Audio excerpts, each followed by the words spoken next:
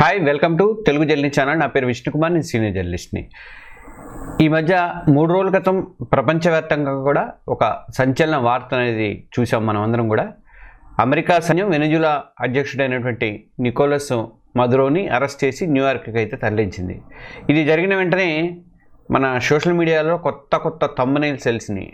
ఏంటంటే మదురో తర్వాత next target మోడీయేనా, మోడీని అరెస్ట్ చేయబోతున్న ట్రంప్ అని చెప్పేసి వచ్చినాయి. మరి తెలుగులో అయితే నాకు కనపడలే, కానీ ఇంగ్లీష్లో మాత్రం హిందీ జాతీయ ఛానల్స్లో అయితే, జాతీయ వార్తల్లో అయితే కనిపించినాయి. ఈ వార్తని చూడగానే మీకేమనిపిస్తుంది? ఇలాంటి థంబ్నెయిల్ చూసి ఒక భారతీయుడిగా అయితే నాకైతే మండిపోతుంది. అయితే వెనెజులా అధ్యక్షుడు మదురో మీద అమెరికా చర్య తీసుకుంది నిజమే, మరి అదే అదునుగా కొందరు నెక్స్ట్ మోడీ అన్నట్టుగా ఎందుకు తప్పుడు ప్రచారం చేస్తున్నారు?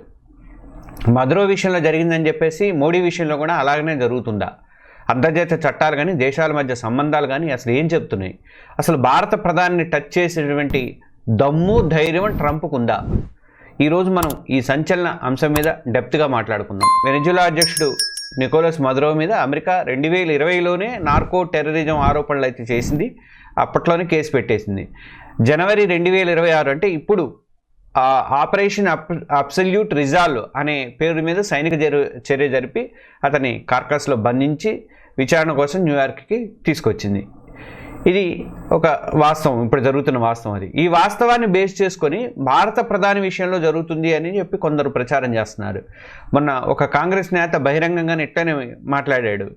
మరి ఆ పిచ్చివాగుడం పట్టుకొని ఈ కొన్ని యూట్యూబ్ ఛానల్స్ కానీ, కొన్ని మీడియాలు కానీ ఇట్లా ఇష్టం వచ్చినట్టు మోడీ మీద థంబ్నెయిల్స్ పెట్టి రాసిన, మోడీ అని కాదు భారతదేశం మీద థంబ్నెయిల్స్ పెట్టి రాసినాయి అనుకుంటాను. అయితే ఇక్కడ మోడీయా, రాహుల్ గాంధీ అన్నది ముఖ్యం కాదు. అసలు భారత ప్రధాని అమెరికా అరెస్ట్ చేసి తీసుకెళ్లే దమ్ముందా అన్నది అసలు ప్రశ్న. ఇక అసలు ఒక దేశాధినేతని మరో దేశం అరెస్ట్ చేయడం అనేది అంతర్జాతీయ చట్టాలను సవాల్ చేసేటువంటి అతిపెద్ద విషయము. మరి మదురో విషయంలో అది ఎలా సాధ్యమైందంటే దీనికి కొన్ని కీలకమైనటువంటి కారణాలు కొన్ని ఉన్నాయి. ఏంటంటే మొదటిది ఏంటంటే అమెరికా సహా మరో 50కి పైగా దేశాలు ఏంటంటే 2019 నుంచే నికోలస్ మదురో వెనెజులాకి చట్టబద్ధమైనటువంటి అధ్యక్షుడు కాదు అని చెప్పేసి, అతని ఎన్నికల ప్రక్రియలో మోసం జరిగిందని చెప్పేసి అతను అధికారాన్ని కూడా చేజిక్కించుకున్నాడు అక్రమంగా అని చెప్పేసి ఆ దేశాలు అయితే ఆరోపిస్తున్నాయి. అమెరికా సహా 50 దేశాలు ఆరోపిస్తున్నాయి. అందువల్ల మదురోకి దేశాధినేతగా మామూలుగా లభించేటువంటి సంపూర్ణ వ్యక్తిగత రక్షణ, దీని ఇమ్యూనిటీ ఇది వర్తించదు అని చెప్పేసి అమెరికా వాదిస్తుంది అనమాట. మరి దానికి తోడుగా దశాబ్దాలుగా నార్కో టెర్రరిజము, తర్వాత ఈ డ్రగ్స్ అక్రమ రవాణా, ఇలాంటివన్నీ క్రిమినల్ ఆరోపణలు అమెరికా ఎప్పటి నుంచో చేసింది. ఈ కారణాల వల్లే అమెరికా సైనిక చర్య తీసుకుంది, అరెస్ట్ చేసి తమ దేశంలో విచారణ జరుపుతుంది. ఇది ఒక రకంగా దీన్ని యాక్సెప్ట్ చేసేది కాదు, కానీ చెప్తున్నా అసలు విషయం అనేది. అయితే ఈ పరిస్థితిని భారతదేశానికి అసలు ఎలా అన్వయిస్తున్నారు వీళ్ళు? భారత ప్రధాని ప్రజాస్వామ్యబద్ధంగా స్వేచ్ఛాయుతమైనటువంటి ఎన్నికల్లో గెలిచి అధికారంలోకి వచ్చాడు. ప్రపంచంలోని అన్ని దేశాలు కూడా ఆయన్ని భారతదేశానికి చట్టబద్ధమైనటువంటి అధినేతగా కూడా గుర్తించినాయి. అందువల్ల భారత ప్రధానికి అంతర్జాతీయ చట్టాల ప్రకారం పూర్తి రక్షణ అనేది కంపల్సరీగా ఉంటుంది. ఈ రక్షణ కాదని అమెరికా ఏదైనా ఓవర్ యాక్షన్ చేస్తే అది డైరెక్ట్గా భారత సార్వభౌమాధికారం మీద దాడి చేసినట్లు అవుతుంది కదా. దీని ఎఫెక్ట్ ప్రపంచ యుద్ధానికి కూడా దారితీసిన ఆశ్చర్యం లేదనిపిస్తుంది నాకైతే. ఇది ట్రంప్ వర్సెస్ మోడీ అనేది కాదండి, అసలు అమెరికా వర్సెస్ ఇండియా అన్నది వస్తుంది. అప్పుడు ఈ వ్యవహారాన్ని ట్రంప్, మోడీ అనే ఇద్దరు వ్యక్తుల మధ్య సమస్యగా అసలు అప్పుడు చూడాల్సిన అవసరం ఉండదు. అమెరికా వెనెజులా మీద చర్య తీసుకున్నంత ఈజీగా భారతదేశం మీద తీసుకోలేదు. ఇది 2 దేశాల మధ్య ఉన్నటువంటి వ్యూహాత్మక బంధానికి సంబంధించింది. పైగా 2 దశాబ్దాలుగా ప్రధానమంత్రి నరేంద్ర మోడీ వచ్చిన తర్వాత ప్రధాని అయ్యాక ఈయన భారత్ అమెరికా సంబంధాలు బాగానే ఉన్నాయి, మంచిగానే ఉన్నాయి, ఊహించిన స్థాయికే చేరినాయి. అసలు ఇది మాటల స్నేహం కాదు, బలమైనటువంటి రక్షణ ఒప్పందాలు కానీ, వాణిజ్య ఒప్పందాలు కానీ జరుగుతున్నాయి. ఆయిల్ విషయంలో ఏదో కొంచెం స్పర్ధలు తలెత్తిన మాట అయితే వాస్తవమే, కానీ 2 దేశాల మధ్య సైనిక సమాచార మార్పిడి కానీ, లాజిస్టిక్ కానీ, మోడర్న్ టెక్నాలజీ కానీ ఇవన్నీ కూడా పంచుకుంటూనే ఉన్నాయి. ఇది ఇండో పసిఫిక్ ప్రాంతాల్లో చైనాని ఎదుర్కోవడానికి అమెరికాకి భారత్ అనేది చాలా అవసరం, కీలకమైనటువంటి భాగస్వామ్యం. ఈ పరిస్థితుల్లో భారత్ నేత మీద అలా చర్యలు తీసుకొని అవకాశం అసలు అమెరికా కళ్ళలో కూడా ఊహించదు నాకు తెలిసి. అలా చేస్తే ఇండో పసిఫిక్లో అమెరికా వ్యూహం కూడా మొత్తం దెబ్బతినే అవకాశం ఉంటుంది. ఆసియాలో చైనాకు తిరుగులేనటువంటి ఆధిపత్యం ఇచ్చినట్టు అవుతుంది. అప్పుడు ఇది వ్యక్తిగత అహంకారాల మధ్య సమస్య అనేది కాదు, 2 దేశాల జాతీయ ప్రయోజనాలకు సంబంధించింది అని చెప్పి అనుకోవాలి. అమెరికా అండ్ భారత్ మధ్య ఆర్థిక బంధం కూడా 2024-25 నాటికి దాదాపు $132 బిలియన్ చేరింది. ఇది భవిష్యత్తులో $500 బిలియన్ చేరాలంటే రెండు దేశాలు అయితే అనుకుంటున్నాయి. ఒక రష్యా ఆయిల్ కొంటుందన్న కారణంతోనే ట్రంప్ భారత్ మీద వారు చేస్తాడు అని చెప్పేసి చెప్పడం అనేది అసలు అది తప్పుడు మాటలు అయింది. ట్రంప్ వ్యవహార శైలి, డొనాల్డ్ ట్రంప్ వ్యవహార శైలి చూస్తే ఆయన కొంత విచిత్రంగా ఉంటుంది. ఆయన ఏదో దూకుడు ఉంటాడు, టారిఫ్స్ వార్స్ ప్రకటిస్తాడు, వ్యక్తిగత చర్చలకి ప్రాధాన్యత అనేది ఇస్తాడు. గతంలో వాణిజ్య ఒప్పందం విషయంలో నాకు మోడీ ఫోన్ చేయలేదు, అందుకే డీల్ ఆగిపోయిందని చెప్పుకుంటూ వచ్చాడు. ఇట్లాంటి మాటలు అయితే అనిపించింది. రష్యా నుంచి చమురు కొనడం మీద ఇప్పుడు 500% ట్యాక్స్లు కూడా వేస్తామని చెప్పి బెదిరిస్తాడు. ఇదంతా ట్రంప్ యొక్క డీల్ మేకింగ్ స్టైల్లో భాగం అనుకోవాలి నిజంగా. ఎందుకంటే ఒత్తిడి తెచ్చి తనకు అనుకూలంగా ఒప్పందాలు చేసుకోవాలని చెప్పేసి ఒక అలవాటు ఆయనకి.